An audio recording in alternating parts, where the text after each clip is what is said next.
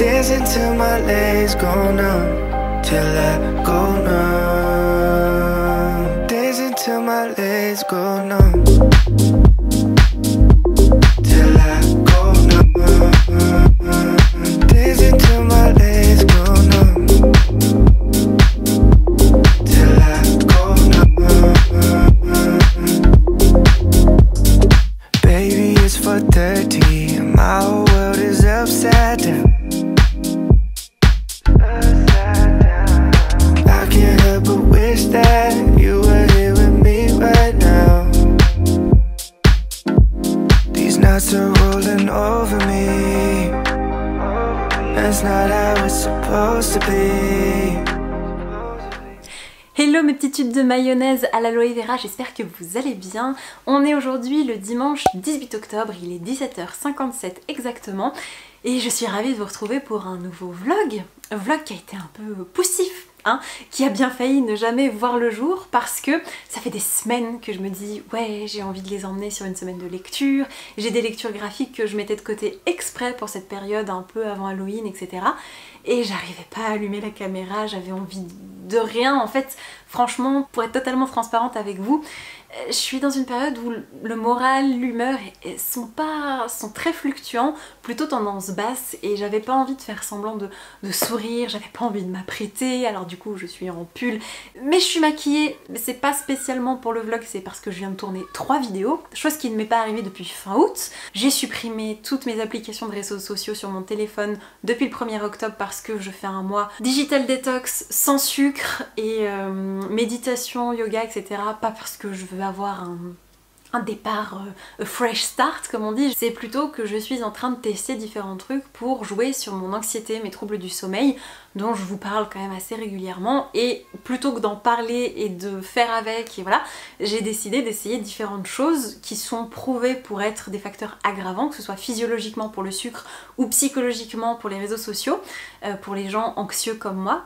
Et j'essaie de les supprimer pour voir si vraiment ça me soulage ou pas. Et pour l'instant, je dois bien reconnaître que oui, on est donc le 18 octobre, ça fait 18 jours pleins que je m'y tiens. Pour le sucre, je sens une vraie différence sur mon état anxieux de la journée, c'est-à-dire que pendant des années, je me sentais pas forcément bien toute la journée, un peu sur les nerfs, un peu comme, vous savez, avant de prendre la parole à l'oral pour un truc un peu, bon, vous êtes préparé, vous savez que ça va bien se passer, mais quand même, bah, j'avais ça un peu sur le cœur toute la journée. Donc on n'est jamais tranquille, et le soir c'était l'horreur, et toujours comprimé et tout. Vraiment d'avoir réduit, enfin pas réduit, c'est juste anéanti le sucre raffiné de mon alimentation, ça aide énormément. Donc ça c'est plutôt positif et je pense que je vais être obligée de le garder. Et puis tout ce qui est réseaux sociaux, je pensais que ça allait vraiment être une plaie, que j'allais pas tenir. Finalement je pense même plutôt que ça va être de revenir qui va être difficile. Parce que je me suis habituée à une tranquillité, à juste profiter des choses pour moi, à pas forcément avoir cette espèce de besoin ou cette injonction à partager, à créer du contenu, à répondre à tous vos messages, parce que bien sûr j'adore discuter avec vous, mais ça prend beaucoup de temps. Ça prend du temps sur ma famille, sur mes amis, sur mon temps libre, sur ma fatigue, enfin voilà, c'est vraiment un peu dévorant, surtout quand c'est en grand nombre, et du coup de pas pouvoir suivre le rythme de vos si adorables messages, bah, ça me faisait culpabiliser, et puis bah du coup je donnais pas suite forcément aux mails que je recevais sur la boîte mail de la chaîne, et bref ça s'accumulait, du coup je voulais même plus toucher à mon téléphone, et donc je parlais moins à mes potes, donc tout ça fait que je suis pas ravie à l'idée d'y retourner. Je pense que ce sera un usage plus raisonné, surtout que j'ai vu un documentaire qui s'appelle The Social Dilemma, et en français je crois que c'est Derrière nos écrans de fumée sur Netflix, qui analyse non pas vraiment l'impact des réseaux sociaux sur notre vie, même si ça le dit quand même à demi-mot, c'est surtout comment les algorithmes nous rendent accros à nos smartphones, à ces applications, comment est-ce qu'ils analysent, collectent nos données. Et ça fout les jetons, et c'est un peu révoltant, donc du coup j'ai bien envie de revoir mon rapport aux réseaux sociaux. Si vous l'avez pas vu, je vous le conseille vraiment, c'est hyper intéressant. Et voilà, du coup où j'en suis un peu et pourquoi ce vlog a mis du temps à se lancer. Mais j'espère le tenir et de pouvoir vous emmener avec moi sur cette semaine qui va débuter. Et puis voilà, donc j'ai tourné 2 updates lecture et mon petit guide sur comment débuter les lectures graphiques, puisque je me suis dit que ça pouvait être sympa de pas faire seulement une vidéo sur mes graphiques préférés, mais de répondre à pas mal d'interrogations que vous m'aviez posées sur par quoi commencer, qu'est-ce qu'on peut aller voir pour se faire une idée sur tel genre graphique, etc. Donc je vous ai proposé plusieurs outils. Je sais pas si ce sera sorti avant ce vlog ou pas, je n'ai pas encore de calendrier en tête, donc si jamais c'est dispo je vous mettrai dans le petit i, puis sinon ça va pas tarder. Sinon niveau lecture, j'ai pas un rythme de fifou, et désolée je me remets parce que mes oreillers sont pas très confortables, et surtout j'ai un vrai problème, c'est que vous allez vous moquer de moi, mais voilà, soyons, c'est un peu le vlog blabla où on discute à cœur ouvert. Donc il y a quelques temps, il y a eu un peu tout un pataquès, tout un foin autour d'un bouquin qui est sorti chez Hachette qui s'appelle My Korean Lover, donc c'est écrit par Maud Parent, c'est une publication française. J'aime énormément la couverture, et ça a fait un tollé général chez les fans de K-pop qui se sont sentis insultés, bafoués par cette publication. Et quand c'est sorti, moi je me suis dit mais pourquoi? Enfin qu'est-ce que... Et quand j'ai lu la 4e de couverture qui suggérait une histoire d'amour entre une photographe et une star de la K-pop, le tout avec quand même une critique de ce milieu, je me suis dit, moi qui n'y connais strictement rien, qui suis totalement hermétique à ce milieu, ça peut m'intéresser. Donc je suis allée un peu à contre-courant, je l'ai acheté, je l'ai lu, et pour plein de raisons ça a été une lecture super problématique, parce que il y a des messages qui se veulent progressifs sur le féminisme, sur l'acceptation de soi, etc., la tolérance, et en fait il y a quand même des réflexions horribles sur le poids, sur l'homosexualité, des propos ultra maladroits, une plume hyper vulgaire, très convenu, et bref c'était une mauvaise fanfiction, soyons sincères, ce roman. Et le problème qui s'est posé, c'est... Donc je l'ai lu jusqu'au bout pour vraiment me faire une idée, j'ai pas aimé, je lui ai mis 9, et encore je pense que j'ai été généreuse, je le recommande absolument pas. Mais par contre, je me suis dit, vu que c'est un milieu vraiment, je n'y connais rien, je connais pas un seul groupe, je connais pas une seule chanson, je connais rien au milieu de la K-pop, je vais me lancer une playlist au hasard, histoire de me mettre un peu dans l'ambiance. Que n'ai-je pas fait là, puisque j'ai découvert du coup les BTS, les Blackpink, etc. Et maintenant, j'adore la K-pop. Voilà. Donc c'est un peu la nouveauté du mois d'octobre, j'adore la K-pop. Et du coup, j'ai eu envie de lire d'autres trucs dans cet univers que je connais pas. Et comme en ce moment, c'est en train d'arriver dans les maisons d'édition, mais qu'il y a en français en tout cas pas grand chose pour l'instant, je me suis acheté Ce sera moi, que j'ai pas encore lu, et j'ai lu K-pop Love Story, qui est donc une fanfiction à la base, qui a été écrite je crois sur Wattpad, et qui a été publiée par les éditions du Dragon d'Or il y a quelques années. Et mon dieu, c'est cliché à mort, il n'y a rien de réaliste, c'est niais, c'est tout ce que vous voulez. Mais comme c'est ce que j'étais venue chercher, moi je voulais une romance qui se passait dans le milieu de la K-pop, j'ai eu ce que je voulais. Alors le premier tome c'était vraiment au secours, et le deuxième n'est pas mieux, mais juste on voyage, on sort de Séoul, on va dans la campagne coréenne, et c'était trop beau, ça avait l'air trop bien. On parle de bouffe, on parle de culture, et ça m'a beaucoup plus plu. Et voilà, je me suis acheté le roman Shine, qui a été écrit par une ancienne idol qui était donc membre d'un groupe de K-pop, etc., qui est maintenant businesswoman, qui est sino-américaine je crois, et du coup je me le suis acheté pour continuer. Et voilà, je vois que chez Hugo il va y avoir des trucs un peu fanfiction inspirés sur le groupe des Blackpink, donc ça commence à émerger. Et pour toutes celles et ceux qui détestent la K-pop, je suis désolée, on va refermer cette parenthèse et je vais vous parler de ma lecture en cours qui est beaucoup plus adulte, qui est beaucoup plus sombre, qui est donc La 9e maison de Lee Bardugo, publié chez De Saxus. J'ai une copie physique de ce bouquin mais qui est dans le salon et j'ai la flemme d'aller la chercher, donc on va se contenter de la petite vignette. Et en gros, dans cette histoire que vous avez dû voir passer absolument partout, on va suivre Alex Stern, qui est une ancienne droguée, dealeuse, un peu en dehors des clous, qui va être recrutée par une société secrète à Yale qui s'appelle la maison L'été, qui fait partie des 9 maisons secrètes de Yale, et celle-ci a pour spécificité de devoir chapeauter les activités magiques des 8 autres maisons qui sont spécialisées dans la nécromancie, dans les contrats magiques, dans... Voilà, chacune a sa spécialité, et pour être sûr que chacun joue le jeu, ne tue pas des gens, voilà, eh bien le L'été est là pour surveiller, et Alex Stern va être recrutée en dépit de son passé un peu de loseuse, de ratée, par cette maison prestigieuse parce qu'elle a la capacité de voir les fantômes, et c'est une capacité extrêmement rare puisque les membres du L'été peuvent les apercevoir s'ils prennent une potion qui est très néfaste pour l'organisme et qui finit par les tuer. Donc elle va être embauchée pour mener l'enquête et elle va être donc associée à Darlington, qui est un bourge extrêmement bien éduqué, bien né, qui habite dans un château, qui a une histoire de famille un peu compliquée. Et les deux vont commencer à mener l'enquête et c'est une temporalité croisée entre le moment où elle arrive à Yale et qu'elle découvre Darlington et ensuite on la suit bien plus tard quand il s'est passé un truc tragique, que Darlington n'est plus là, on ne sait pas pourquoi, et qu'elle doit mener l'enquête sur un meurtre qui a eu lieu sur le campus qui apparemment n'a aucun lien avec la magie, mais peut-être que c'est pas si simple et j'en suis un petit peu plus de la moitié.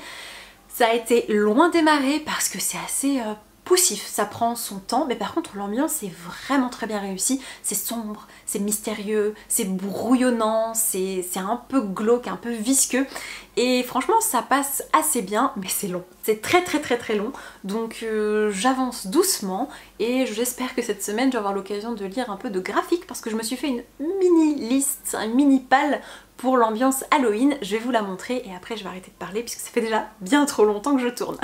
Donc cette fameuse pile à lire, la voici, il y a 2 graphiques et 3 romans.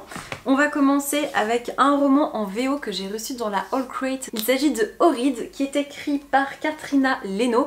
Et c'est l'histoire d'une maison hantée avec une adolescente qui va retourner donc dans cette maison qu'elle connaissait dans son enfance, je crois. Il va se passer des trucs pas cool, ça a l'air vraiment chouette et je n'en sais pas plus. Pour Halloween, ce sera parfait. On poursuit dans l'ambiance spooky avec le 2e tome de Cassidy Blake qui s'appelle Plongée dans les catacombes. C'est toujours écrit par V.E. Schwab et publié chez Lumen.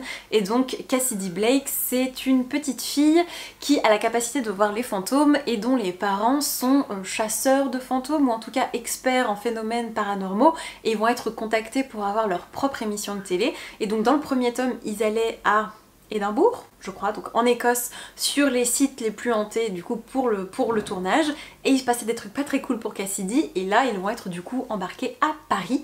Et je pense que ce sera très bien. Je salue à chaque fois le travail des éditions Lumen sur ce voile qui se déchire entre les deux mondes qu'elle peut soulever. Je trouve ça très beau au niveau du col foil. J'adore et j'ai hâte de me plonger dans cette ambiance un peu spooky, un peu gloomy, jeunesse mais efficace quand même. Autre roman jeunesse un peu spooky, je vais enfin lire The Graveyard Book. Donc c'est l'étrange cas ou l'étrange vie de Nobody Owen de Neil Gaiman. Je l'ai en VO parce que j'ai lu Coraline il y a quelques années pour Halloween, j'avais adoré en VO, c'est hyper accessible. Donc je l'ai pris dans cette même édition pour celui-ci, mais j'ai aussi l'audiobook, donc je pense que je vais me le faire en livre audio pendant que je travaille, pendant que je suis dans les transports. Ce sera très chouette, j'adore Neil Gaiman, j'adore ses romans jeunesse, donc là je crois que c'est un enfant dont les parents vont être assassinés, qui va être élevé par des fantômes dans un cimetière, mais je voudrais pas trop m'avancer, j'en sais pas plus, mais je suis totalement confiante pour celui-ci. En graphique, j'ai un comics anglophone qui s'appelle Zatanna and the House of Secrets, c'est écrit par Matthew Cody et illustré par Yoshi Yoshitani, et ça raconte l'histoire d'une jeune ado, je crois que son père est magicien, va disparaître dans leur maison, il me semble, et qu'elle va partir à sa recherche et elle a un lapin. Et ça a l'air génial, c'est assez coloré, j'aime beaucoup l'univers, donc vraiment je sais pas trop à quoi m'attendre, je l'ai vu sur l'Instagram de Chaussette. Et je lui fais confiance, je pense que ce sera bien. Dernier mais non des moindres, il s'agit du magnifique Yaga qui est écrit et illustré par Antoine Ozanam et Pedro Rodriguez. C'est publié aux éditions Spaceman Project et ça raconte l'histoire de Baba Yaga avant qu'elle ne devienne cette vieille sorcière avec sa maison en pâte de poulet qui terrorise tout le monde dans l'univers du folklore russe ou slave, je sais plus exactement. Ça a l'air magnifique, les dessins sont d'une noirceur, d'un... Waouh, j'adore et je pense qu'on va se régaler. Voilà, je sais pas combien de temps j'ai déblatéré, je vais peut-être couper des trucs au montage parce que c'est juste pas possible, mais j'espère avoir l'occasion de traverser un peu toute cette palle d'Halloween avec vous à l'occasion de ce vlog. Je vous fais plein de bisous, je vous laisse là pour ce soir et je vous dis à plus tard. Ciao ciao. Girl, you took the most of me. I'll just keep on drinking till the sun comes up. Get the feeling like I need your love. Dancing till my legs go numb, till I go numb. Dancing till my legs go numb, till I go numb. Dancing till my legs go numb,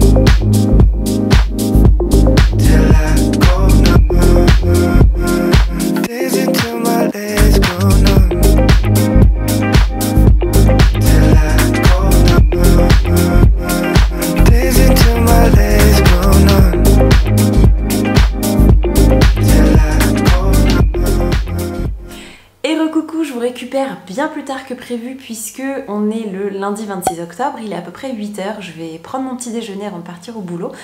Et j'avais prévu la semaine dernière vraiment de vous prendre un peu tous les jours pour vous faire des petits updates, pour vous faire un unboxing, etc. Et puis mon mec était en vacances, donc j'avoue que les temps un peu libres que j'avais, je préférais les passer avec lui. Et là, ce matin, du coup, j'avais un petit créneau de dispo, donc j'ai reçu la Haul Crate du mois d'octobre, fin de semaine dernière, donc j'étais vraiment dans les starting blocks pour l'ouvrir avec vous. Donc on va faire ça rapidement parce que sinon je vais finir par être à la bourre.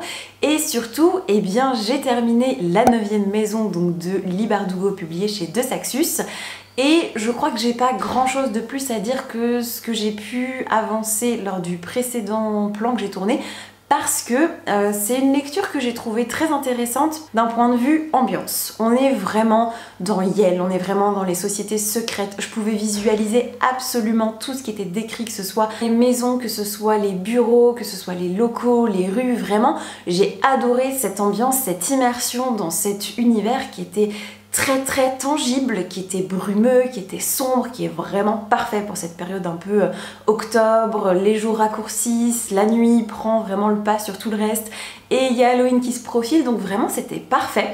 J'ai beaucoup aimé aussi le système de magie, il y a des choses très intéressantes, que ce soit des miroirs qui permettent de tromper les gens sur notre apparence, que ce soit un système de recherche magique très intéressant dans une bibliothèque, il y a plein de petits éléments comme ça qui sont hyper inventifs, qui font que la magie existe, qu'elle permet de faire des choses assez incroyables, mais que c'est quand même un peu contrôlé, que ça a un prix, que ça, voilà, ça suggère quand même un cheminement qui fait que c'est pas juste en claquant des doigts et tout arrive. Donc du coup ça rend le côté beaucoup plus dangereux, beaucoup plus piquant. Donc ça c'était vraiment chouette.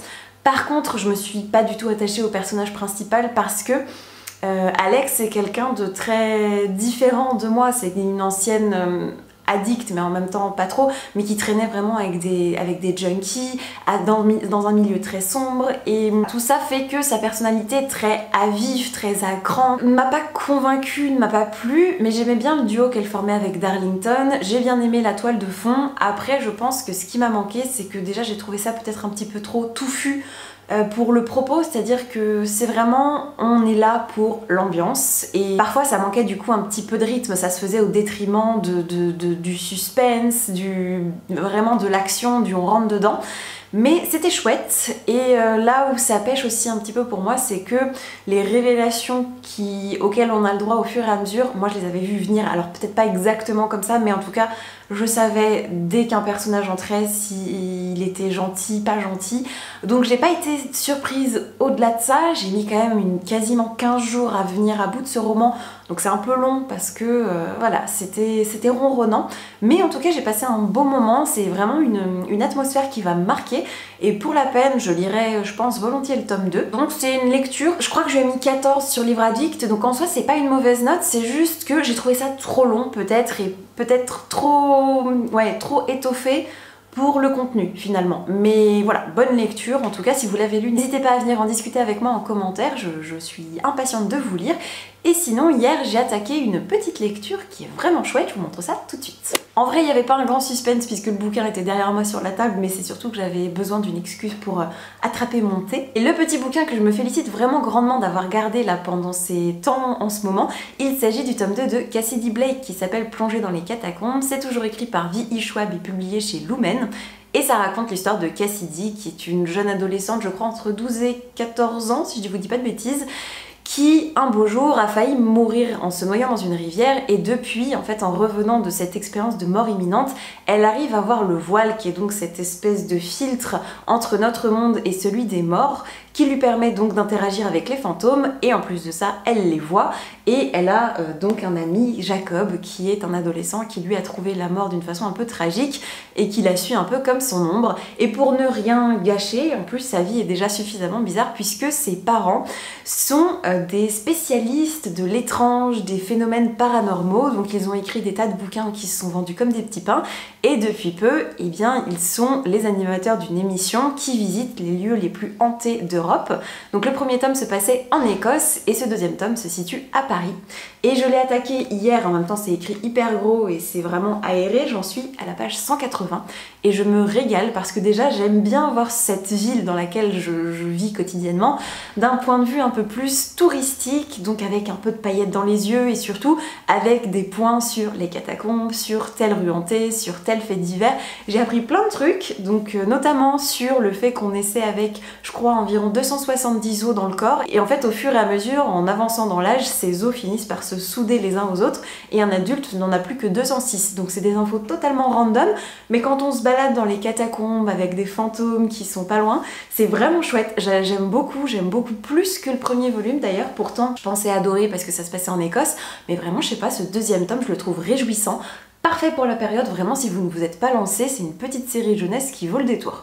Là, on peut dire que ce matin, vous me voyez nature confiture, hein. J'ai fait aucun effort parce que je peux pas me maquiller, pour la simple et bonne raison que j'ai une conjonctivite qui sévit dans mon œil gauche, et qu'hier j'ai déjà trop tiré sur la corde raide puisque j'ai mis mes lentilles pour aller à mon cours de pole dance, parce que je l'avais pas fait il y a 15 jours, j'étais allée avec mes lunettes, sauf que depuis les nouvelles restrictions dues au Covid, on est obligé de porter le masque pendant le cours, donc 1h30 de sport assez intense avec des lunettes et un masque, c'est carrément pas le bon bail puisque je n'ai quasiment pas vu la prof de l'heure et demie, donc là hier j'ai vraiment mis mes lentilles et j'avais l'œil rouge vif, donc là je mets les lunettes et j'oublie le maquillage parce que sinon ça se transmet sur les pinceaux, c'est tout un bordel. Mais peu importe, vous m'en voudrez pas. Et en parlant de trucs mignons, vraiment chouettes, en tout cas on parlait de bouquins, pas de ma tête, je vais vous présenter du coup un manga que j'ai lu il y a pas très longtemps, la semaine dernière. C'est le 3e volume et c'est une série que j'aime beaucoup, donc je voulais vous en parler vite fait. Cette série, c'est À tes côtés, c'est écrit et dessiné par Megumi Morino, publié chez Akata, et c'est la même autrice à qui on devait Good Morning Little Briar Rose, je crois que ça s'appelait comme ça. Les dessins étaient sublimes, j'avais lu les 2 premiers volumes, mais j'aimais pas tellement la direction que ça prenait. Et dans cette histoire, on va suivre Ananoi et Otaru. Donc Otaru est une jeune fille vraiment solaire, vraiment bien dans ses baskets, mais qui juste pense que l'amour c'est absolument pas fait pour elle parce que elle a eu des déconvenues avec des amies à elle quand elle était plus petite qui ont fait qu'elle s'est rendue compte qu'elle n'arrivait pas vraiment à cerner les émotions des personnes qui l'entourent et que ça pouvait les faire souffrir. Donc elle s'est un peu mise en retrait de tout ça en se disant que c'était pas fait pour elle, et un jour en fait dans un café elle va assister à la rupture de Ananoi, qui est donc un grand gars de son lycée, qui va se faire larguer vraiment de manière très sèche et abrupte par sa copine en plein milieu du café, et elle va le retrouver dans la rue plus tard, il est assis sur un banc et il pleut et il fait pas beau, et donc en fait elle va lui tendre un peu instinctivement son parapluie, et le jeune homme va du coup tomber amoureux de cette fille. Et on va se rendre compte que lui, il est assez intense, vraiment même beaucoup trop intense dans ses relations. Il tombe amoureux, mais c'est vraiment limite exclusif et il voudrait que la personne soit entièrement tournée vers lui. Et c'est très absolu. Alors du coup, le contraste entre les deux est assez saisissant et ils vont se rapprocher, c'est assez mignon. Au début, j'étais un peu crispée par ce personnage masculin qui est vraiment trop extrême, qui est trop possessif, qui est trop insistant, qui est vraiment trop. Vraiment, il en fait beaucoup trop. Et ça fait combien de fois que je dis trop, n'hésitez pas à compter. Mais j'aime énormément le trait qui est très fin, qui est très beau, qui est très doux. J'ai envie de prendre en photo chaque page de début de chapitre tellement je trouve ça vraiment bien ciselé, très joli. Et en plus c'est une ambiance si douce, si mignonne, c'est parfait pour l'automne. Donc si vous cherchez une petite romance, regardez, franchement les couvertures sont adorables. Une petite romance là comme ça automnale, c'est vraiment une recommandation que je peux vous faire de tout cœur. J'adore, ça fait 3 volumes que je suis vraiment assidûment. N'hésitez pas à vous pencher sur la question, c'est vraiment chouette. Je vois l'heure tourner et je me dis qu'il va vraiment falloir que je passe la seconde si je veux pouvoir manger avant de partir, surtout que je pars à vélo donc il me faut des forces. Mais je veux absolument ouvrir la Haul Crate avec vous parce que j'en peux plus. Je veux savoir quel livre elle contient, surtout que c'est ma dernière, après je suis plus abonnée. Oh! Alors comme d'hab, de prime abord, là comme ça, on voit pas grand chose, hein, si ce n'est la carte postale que je trouve déjà somptueuse. J'aime beaucoup le trait de crayon, donc c'est plutôt annonciateur de bonnes choses. Et d'ailleurs, si vous voulez aller voir mon dernier unboxing de cette Haul Crate, je vous la remettrai dans le petit, si vous l'avez pas vu, ce sera l'occasion d'un petit rattrapage. Et j'avais déjà oublié tous ces flux insupportables, je vais essayer de pas les sortir. Alors on pourrait penser que je suis pas ravie à l'idée d'avoir une manique dans une box littéraire, mais franchement je suis ravie parce qu'on a investi dans un petit four il y a pas très longtemps et on n'en avait pas, je la trouve vraiment chouette avec ses soleils, donc tout à fait à propos, je suis ravie, elle est vraiment chouette, très shiny shiny. Alors ensuite, qu'est-ce qu'on a d'autre? Je vais partir là-dessus et j'ai vu le mot soap, donc je suppose que c'est un savon à base de plantes apparemment, donc un savon naturel. Qui sent très bon. Bon, je vais peut-être pas vous le montrer parce qu'en gros c'est un savon naturel, donc un peu comme ce qu'on peut trouver chez Lush, donc en barre. Waouh, c'est hyper gras en tout cas. Ça sent vraiment très bon, je sais pas du tout à quoi c'est. En gros, il y a de l'huile d'olive, de l'huile de coco, du beurre de karité et d'autres arômes pour le parfum, donc ma foi à tester. Je suis un peu intriguée par le bruit. Qu'est-ce que c'est que ça? Ok. Oh la vache, je vais jamais pouvoir le... Ok. Oh, et si! Je sais pas trop comment je vais vous le montrer entièrement, mais c'est un petit quelque chose qui fait du bruit en forme de lune et d'étoile. C'est assez mignon, mais alors par contre... on va arrêter tout de suite parce que c'est crispant, je pense, même pour vous dans la vidéo. Écoutez, je suis pas fan parce que j'ai aucune idée d'où est-ce que je pourrais le mettre. Mais c'est assez joli en soi, c'est pas le problème. Mais c'est clairement pas trop... C'est pas trop le genre de la maison, donc je sais pas ce que j'en ferai. Peut-être que je l'offrirai. Mais ok, très bien. On enchaîne avec ça, j'ai aucune idée de ce que c'est. Alors... Si vous me dites que c'est encore un stylo... Qu'est-ce que c'est que ça? On dirait un test de grossesse. C'est quoi? Alors pardon pour l'exclamation, mais pour les femmes qui connaissent un peu les tests de grossesse, je sais pas pourquoi, ce côté un peu languette m'y a fait penser. J'ai aucune idée de ce que c'est, je vais peut-être lire sur la boîte. Et c'est le moment un peu loose parce qu'en fait c'est juste une lime à ongles en verre. Voilà, ah oui, effectivement, si je m'étais donné la peine de toucher l'autre extrémité, effectivement c'est plus clair. Moi qui déteste le bruit des limes à ongles, je déteste entendre des ongles en train d'être limés. Je sais pas, ça me fait vraiment des frissons désagréables dans l'échine. C'est un peu comme, vous savez, quand vous mettez vos ongles sur un tableau, ça me fait le même effet. Donc pas sûr que je la garde parce que vraiment c'est pas du tout le genre de truc que j'utilise. J'ai horreur des limes à ongles. Est-ce que vous avez comme ça des trucs qui vous trigger un peu, qui vous crispent au plus haut point, que ce soit des sons, peut-être des odeurs, des textures? N'hésitez pas parce que partageons un peu nos névroses. J'ai une dernière petite boîte avant d'attaquer le bouquin. Qu'est-ce que c'est que ça? C'est un truc en bois à assembler, mais je n'ai aucune idée de ce que c'est. Apparemment c'est un support pour téléphone en bambou. Alors je m'en sers peut-être pas très bien. Ah si, ok, très bien, j'ai compris. En gros ça se présente comme ça, vous avez un trou ici pour faire passer le chargeur et vous mettez votre téléphone comme ça, donc ça j'imagine que c'est plutôt la position pour le charger. Moi là où ça va vraiment m'intéresser, où j'avais failli craquer, c'est que c'est très pratique quand vous faites du télétravail ou que vous êtes sur autre chose et que vous regardez vos vidéos YouTube. Moi clairement, en général je le pose sur mon bureau et il glisse, donc du coup j'ai que le son, je vois pas la personne puisque mon téléphone est à plat. Mais là du coup ça va être nickel, je suis franchement contente, il est beau, il est sobre, il est efficace. Je suis très contente. Ça paraissait, c'était mal parti quand je l'ai ouvert où j'ai vu des bouts de bois, je me suis dit qu'est-ce que c'est encore que ce truc, mais non, là vraiment je suis ravie. On a ensuite un petit livret extrait d'un prochain roman qui va s'appeler We Free the Stars. Donc c'est écrit par Afsha Fazail, je connais pas du tout, mais en tout cas la couverture est magnifique. Si c'est la définitive, ça donne envie de craquer, mais après je me suis promis d'arrêter un peu la fantasy VO tant que j'avais pas lu celle que j'avais dans ma palle. Mais en tout cas ça a l'air très beau, ça a l'air d'être de la fantasy orientale. Je lirai le sneak peek et peut-être que si ça me tente, je me laisserai tenter. Et au diable les bonnes résolutions dans ce cas-là. Je trouve le livre magnifique et en plus je n'en ai jamais entendu parler, donc c'est une très bonne surprise. Il s'agit de Legend Born de Tracy Deonn. Je ne sais absolument pas de quoi ça parle, je vais peut-être l'ouvrir pour avoir une meilleure idée. Donc comme d'habitude, vous avez la petite carte avec le mot de l'autrice à glisser dans le bouquin. Bouquin toujours dédicacé. Je suis pas allée au bout du résumé parce que en gros les 2 premiers paragraphes m'ont suffi. On va suivre Brie qui est une ado de 16 ans dont la mère va mourir dans un accident de voiture. Pour essayer de se changer les idées, elle ne veut absolument pas retourner dans sa famille, elle veut vraiment changer d'air. Elle va donc aller dans un pensionnat et elle va intégrer une société secrète et finalement se rendre compte que la magie existe et que en plus elle a un rapport avec la mort de sa mère. Alors de prime abord ça paraît un peu, je sais pas, ça paraît un peu convenu, on a déjà vu ces pitchs, mais pourquoi pas, si c'est une version un peu moderne, si c'est une version un peu féministe, si c'est une version un peu badass. Ça me rappelle vaguement la 9e maison, donc je suis assez partante pour cette ambiance pendant l'hiver là, et si jamais ça m'a convaincue et que j'arrive à me lancer dans cette bonne petite pavasse, hein, mine de rien, je vous en donnerai des nouvelles un de ces jours. Pour terminer, comme d'hab, on a le petit livret qui nous parle des différents goodies qu'on a reçus, qui nous parle des sorties américaines un peu sympas en young adult à noter, donc vraiment je le feuilleterai tranquillement et on a un petit aperçu d'un goodies qui sera dans la prochaine box. Waouh! En plus, ça a l'air si chouette le thème qui s'appelle Growing Wild. Et qu'est-ce qu'il va y avoir? Un carnet de lecture, enfin non, c'est même mieux que ça, c'est un planeur dédié à la lecture. Pourquoi est-ce que je ne suis plus abonnée? Je suis triste.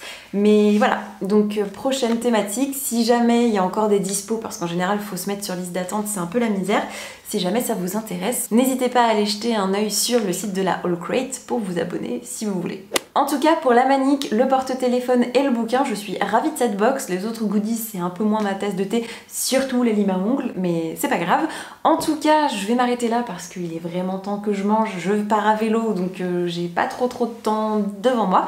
Je vous fais plein de bisous, je vous récupère plus tard dans la semaine et je vous dis à très vite. Ciao ciao! I can go low, low, low. I think you know how low. I can go low, I go low, oh, oh.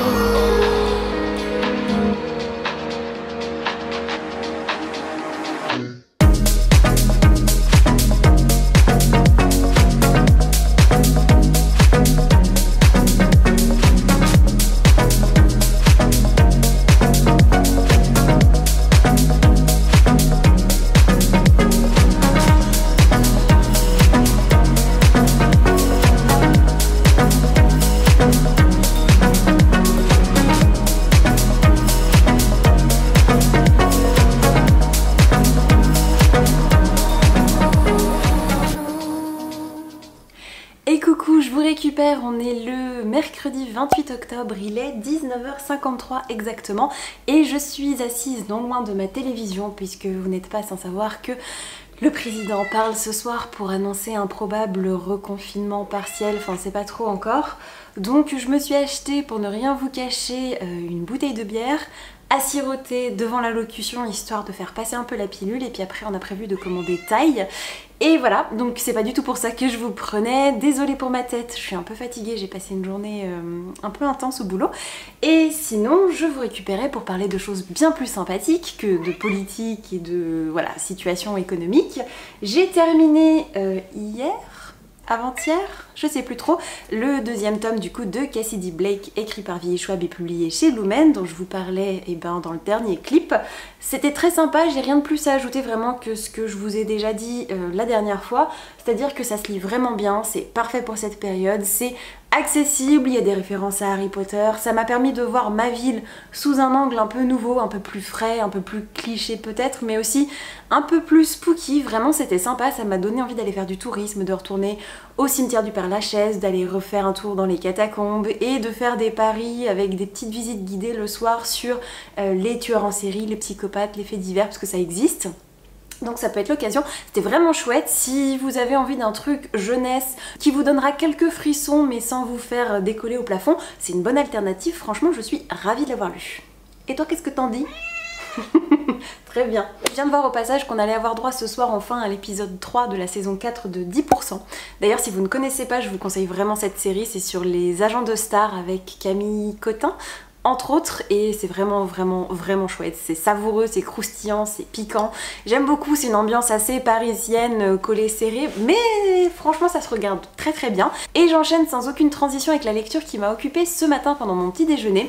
Il s'agit de Fangs, qui est donc un album relié en hardback signé par Sarah Andersen, à qui on doit notamment Adulthood is a Myth et je ne sais plus quels sont les noms de ces deux autres albums, mais c'est une illustratrice que vous devez forcément avoir vu passer sur Instagram. J'adore son ton pince sans rire, c'est hyper moderne, c'est vraiment réjouissant, j'adore, ça me fait déculpabiliser à chaque fois, je m'identifie dans chacun de ses posts, c'est vraiment chouette.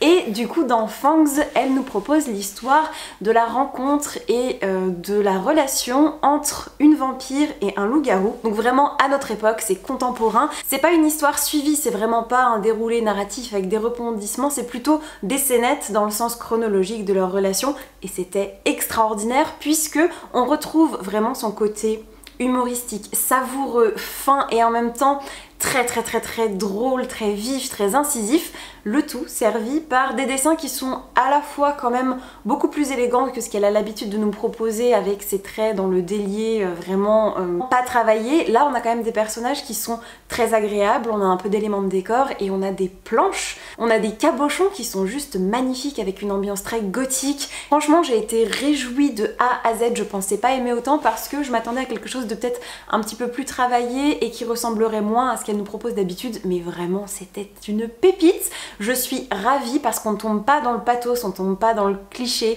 du vampire et du loup-garou, c'est drôle, c'est incisif et vraiment ça change, c'était très chouette. Et si jamais vous ne connaissez pas son travail, ça peut être une bonne porte d'entrée. C'est à la fois parfait pour la période, hein, forcément, avec des créatures de la nuit comme ça, avec une ambiance très gothique, et en même temps, dès que vous avez un coup de mou, vous le sortez de votre bibliothèque et ça ira tout de suite mieux. Vraiment, je vous le recommande. Et d'ailleurs, puisqu'on parle de lecture à sortir quand on a un coup de mou, j'ai reçu un service presse donc de la part de Sarbacane. Je sais déjà de quoi il s'agit, mais je viens juste de le récupérer dans la boîte, donc ce sera l'occasion de le déballer avec vous. J'ai dû m'arrêter de parler puisque j'ai été interrompue au téléphone, puis mon chat s'est mis à gratter dans sa litière, et enfin du coup j'ai raté le début de la locution, donc j'ai mis ma télé en pause pour récupérer le direct plus tard. Mais bon, peu importe. J'ai reçu donc le tome 8 du journal de Gurty, déjà le tome 8, qui s'appelle cette fois-ci J'appelle pas ça des vacances. C'est toujours écrit par Bertrand Santini, c'est publié aux éditions Sarbacane dans leur collection Pépix, et ça raconte toujours l'histoire de cette petite chienne qui s'appelle Gurty, qui part chaque vacances avec son maître dans leur mât provençal, et il lui arrive toujours des aventures avec sa copine Fleur qui est un autre chien, avec Pudefesse qui est le chat des voisins, et voilà tous les animaux des champs, des forêts qui se trouvent alentour, un écureuil un peu facétieux, un hérisson qui a un cheveu sur la langue, bref c'est tout un bestiaire comme ça qui est très drôle. Et à chaque tome en général vous avez une thématique particulière sur la chasse, sur l'amitié, sur l'entraide, sur... Oui mon chat. Voilà, sur des vraiment points spécifiques que l'auteur veut aborder avec les jeunes lecteurs. C'est drôle, c'est irrévérencieux, c'est farfelu, c'est réjouissant, ça fait du bien. Donc vraiment à tout âge, je l'ai fait découvrir à ma meilleure amie il n'y a pas si longtemps que ça.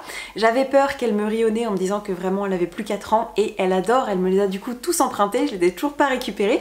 Et voilà, tome 8, je suis ravie de le lire et je vais me le garder pour un petit soir ou un petit week-end où j'aurai pas trop le moral. Typiquement en ce moment on est en plein dedans. Et du coup c'est tout ce que j'avais à vous présenter aujourd'hui. Je vous récupérerai sûrement demain puisque j'ai l'intention de lire un autre graphique pendant le petit déj. Et sur ce, je vais passer ma commande pour qu'on se fasse livrer. Je vais regarder l'allocution, je vous fais plein de bisous. J'espère que vous prenez bien soin de vous, que vous avez le moral, que ça va, vous tenez le bon bout. Et moi je vous fais plein de bisous et je vous dis à plus tard. Ciao ciao. Hey, je vous récupère donc jeudi 29 octobre, il est à peu près 9h, j'ai terminé de petit déjeuner, je me suis installée à mon bureau parce que je vais pas tarder à embaucher avec le télétravail, puisque aujourd'hui et demain je reste à la maison et la semaine prochaine je sais pas trop encore à quelle sauce on va être mangé. Je sais que nous actuellement on a le droit entre 2 et 3 jours de télétravail par semaine, c'est vraiment démocratisé, c'est autorisé. Là je sais pas si on va rester sur le même rythme, si ça va être du coup permanent pendant le confinement, affaire à suivre. En tout cas, ce matin, je me suis détendue avec une bande dessinée que j'avais reçue de la part des éditions Dracou il y a quelques semaines de ça, puisque je l'avais demandé après l'avoir vue dans un unboxing, je crois que c'était sur l'Instagram de Pikitty. J'avais été totalement charmée par les dessins et franchement je regrette absolument pas de l'avoir demandé. Il s'agit de Spirit qui est écrit et dessiné par Mana, c'est donc publié aux éditions Dracou. Et ça raconte l'histoire de Ivan qui est un spiritologue qui va voir son mentor être assassiné par un mystérieux ennemi qui a l'air d'être à la recherche de personnes disparues. Et il va aller chercher de l'aide, des conseils et va vouloir prévenir toute la profession au travers d'un journal qui est donc dédié aux éléments spirituels, paranormaux. Et il va tomber sur une jeune journaliste qui s'appelle Nell Lovelace qui est dans cette rédaction. Faute de mieux, sa mère était une grande reporter, elle est décédée il y a quelques mois et depuis la jeune fille cherche vraiment à se faire un nom en propre dans la profession, mais c'est pas gagné-gagné. Les deux du coup vont commencer à enquêter, à vouloir retrouver une actrice qui est liée à une ancienne expédition qui a mal tourné dans les années 1900 en Sibérie et tout ça se passe dans les années 30 et j'ai été totalement séduite par les graphismes et je pense que c'est vraiment le point d'orgue et le principal atout de cette bande dessinée parce que ça mêle à la fois l'esthétique des années 30 avec de beaux costumes, c'est très bien colorisé, j'aime beaucoup l'ambiance sur des tons très bleus, verts et en même temps quand c'est dramatique on insiste vraiment beaucoup sur le rouge, sur le jaune, c'est vraiment très joliment réalisé. En plus j'aime bien c'est qu'on aperçoit encore les crayonnés parfois au-dessus de la colorisation, du coup ça permet quand même d'avoir un côté un peu authentique, c'est vraiment chouette. D'un point de vue de l'histoire, ça mélange un peu une ambiance à la Ghostbusters sur fond de animaux fantastiques. Enfin, moi j'ai beaucoup aimé ce duo qui fonctionne bien. La vieille documentaliste reporter, Madame Gluckman, qui est aussi une adjudante de ces deux personnages, c'est vraiment chouette. J'ai passé un bon moment. Pour autant, je pense que c'est pas inoubliable parce que c'est assez convenu comme intrigue, mais en tout cas, cette énergie fantomatique, tout le truc autour du spiritisme, c'est vraiment accrocheur. Donc si jamais ça peut vous tenter, n'hésitez pas. En tout cas, l'objet livre avec toutes ces dorures et le carnet de croquis à la fin, moi m'a totalement séduite et je pense vraiment lire la suite. Donc voilà, petite recommandation lecture du matin.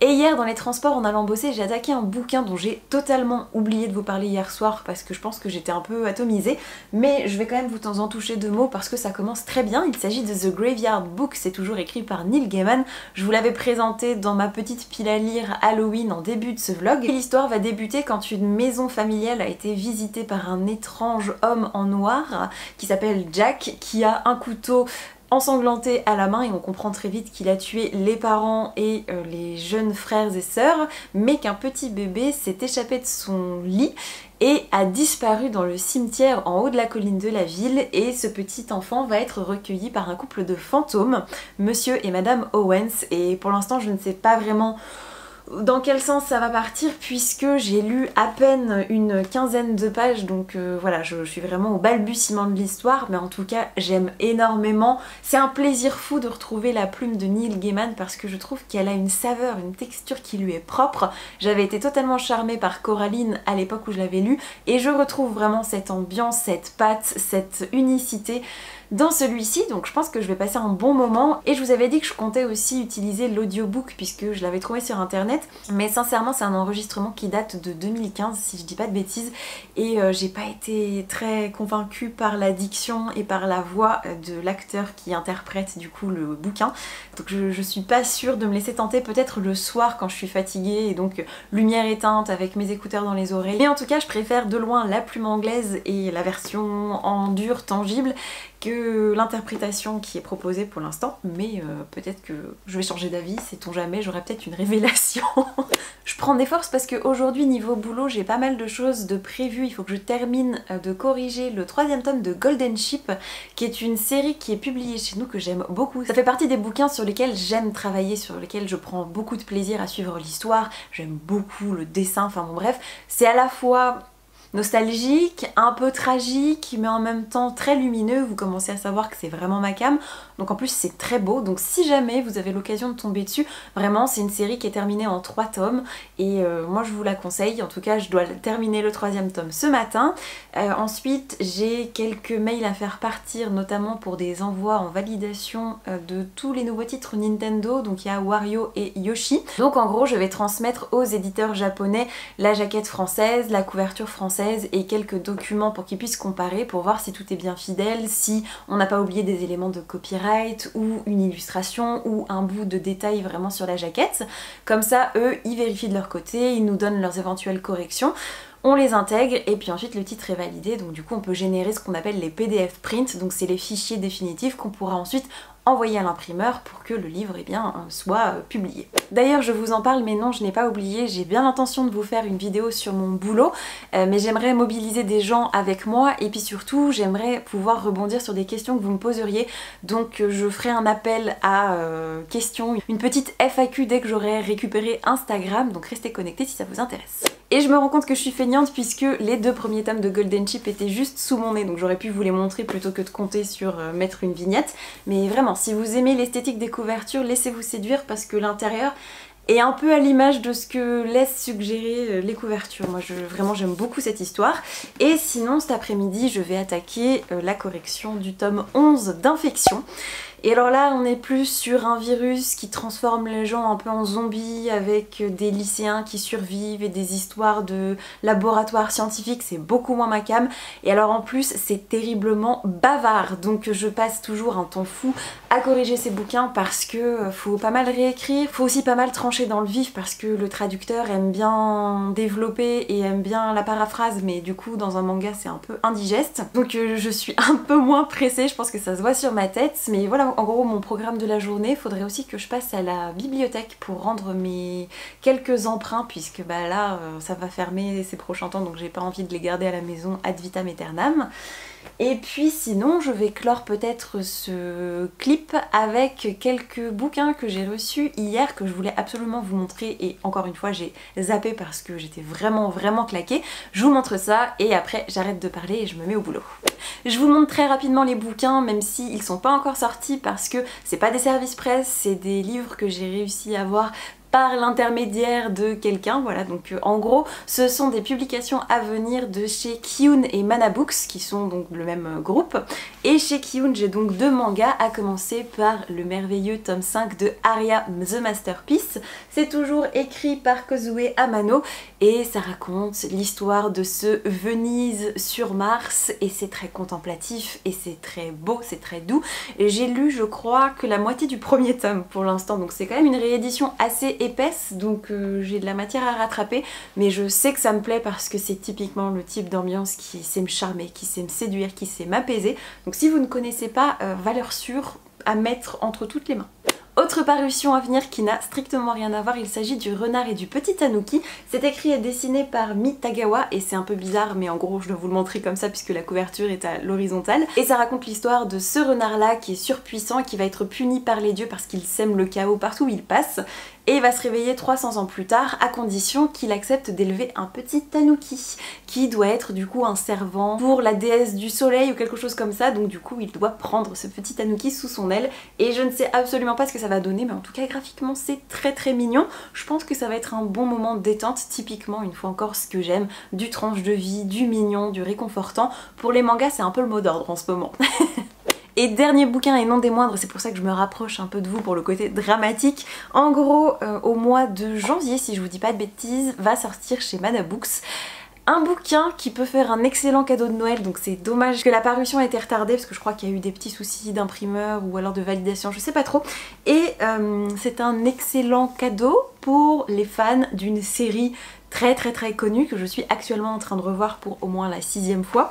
Il s'agit du livre de cuisine tiré de l'univers de Friends, voilà. Donc autant vous dire que quand c'est arrivé au bureau j'étais joie, bonheur et contentement ultime parce que je suis en plein en train de me revoir la série. Je crois que j'en suis à la saison 6 déjà, et Friends c'est toute une histoire. Je détestais quand j'étais adolescente, ma meilleure amie adorait, et à force j'ai fini par me laisser convaincre, et je sais pas, en grandissant il y a un truc qui s'est passé, il y a un déclic qui s'est fait, et c'est juste ma série doudou. C'est-à-dire que quand j'ai le moral un peu en berne, bah typiquement je vous ai dit en ce moment c'est pas à la folie, je me repasse ça. Quand je me faisais des crises d'angoisse nocturne et des insomnies, je le mettais en fond pour être bercée par la voix des personnages parce que c'est vraiment juste une bande de potes qui m'apaise, c'est drôle, c'est touchant, enfin voilà, je vais pas vous faire l'article de Friends, mais donc du coup ils sortent un livre de cuisine inspiré de l'univers, et donc c'est à la fois des recettes clin d'œil et vous avez pas mal de petites photos de la série, donc je pense que vraiment si vous cherchez une idée de cadeau Même si c'est en retard, même si c'est pour plus tard, enfin voilà, avec le confinement et cette année un peu bizarre, vous pouvez très bien dire que vous fêtez Noël au mois de janvier avec certaines personnes, on ne sait jamais. Donc voilà, je vous le signale si jamais vous ne saviez pas que ça allait sortir et que ça vous intéresse, foncez. Trêve de blabla, pour l'instant je vous ai montré tout ce que j'avais à vous présenter sous la main, donc je vais me mettre à bosser. Je vous fais plein de bisous et je vous dis à plus tard. Ciao ciao. What do I have to say to keep you by my side? How to start in a liquefy. Need you here to tell me that I'll be okay. Maybe one, loving two, and now it's 3 a.m. Thinking what if it's you and me at the end, and maybe we'll be okay. I know that you're coming back home. Hey, je vous récupère vendredi 30 octobre, il est à peu près 9h15. Je vais pas tarder à bosser, puis surtout je vais clôturer le vlog maintenant parce qu'il est déjà très long. Je me suis occupée pratiquement de tout le montage et vous en avez pour un peu moins d'1 heure, mais vous avez quand même de quoi faire, donc je vais pas en rajouter une couche. Et je pense que je vais en attaquer un autre dans la journée pour vous faire un petit condensé de vlog Halloween confiné, puisque c'est quand même la première fois de notre vie que ça va nous arriver. Donc voilà, avec peut-être quelques recommandations de films, de séries, voilà, je vais essayer de faire un truc un peu sympa. Et puis comme vous l'avez vu derrière moi, j'ai installé un setup pour tourner quelques close-up, donc pour vous montrer les bandes dessinées et les mangas dont je vous ai parlé dans ce vlog. Donc voilà, j'ai voulu rendre un truc un peu automnal, j'espère que ça vous plaira. Et puis bah voilà, que vous dire, hier soir je suis allée au restaurant coréen pour faire un barbecue coréen avec une amie avant de ne plus avoir le droit de mettre le nez dehors, donc c'était très sympa, très agréable, même si j'ai dû courir pour choper le tramway qui me permettrait d'être chez moi à 21h tapante. Donc c'était un peu étrange comme sensation, mais voilà, sinon j'espère que de votre côté tout va bien. Je vous récupère très vite pour un prochain vlog, même si je pense que vous le verrez pas tout de suite du coup sur la chaîne. Moi je vous fais plein de gros bisous, vraiment prenez soin de vous, je vous souhaite également de merveilleuses rencontres de papier et je vous dis à très vite pour la prochaine vidéo. Ciao ciao.